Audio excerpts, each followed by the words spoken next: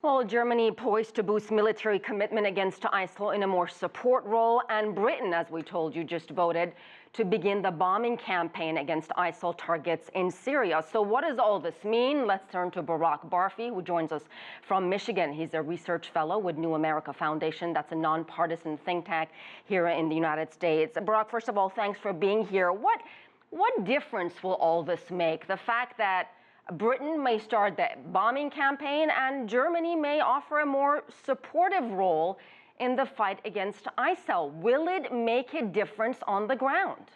Well, not much difference on the ground. Why?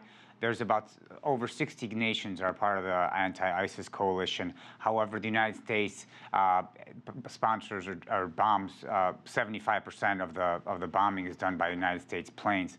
The United States really doesn't need any more allies, but symbolically, it's very important to have a grand coalition to go in against ISIS. You'll recall that in 2003, when President George Bush decided to invade Iraq, he only could muster a coalition of the willing, as opposed to the coalition his father put together in 1991. So that's more important for the United States to have a full roster of these more than 60 nations stand behind it in the fight against ISIS. And in making his case, British Prime Minister David Cameron said to help protect people against terrorism seen on the streets of Paris and elsewhere, action is needed. Some might argue the more the bombing raids are escalated and the more ground ISIL loses, they may go after soft targets in an alarming way. Is there any, what do you make of that?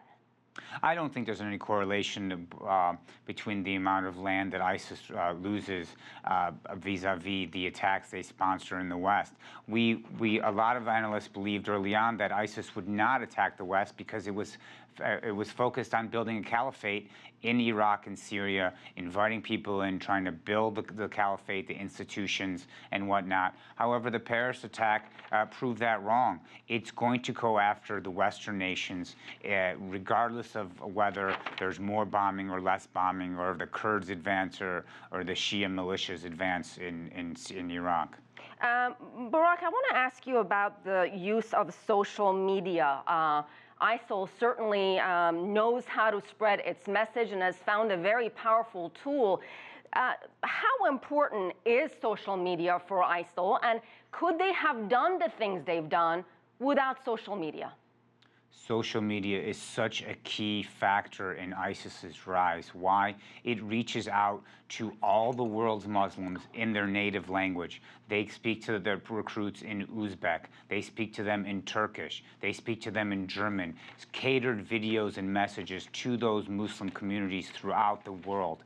And that's how it's able to attract and draw so many people. Also, ISIS is so active on social media, 24 hours a day, blitzing. And what differentiates it from Al-Qaeda is Al-Qaeda was a very centralized elite organization.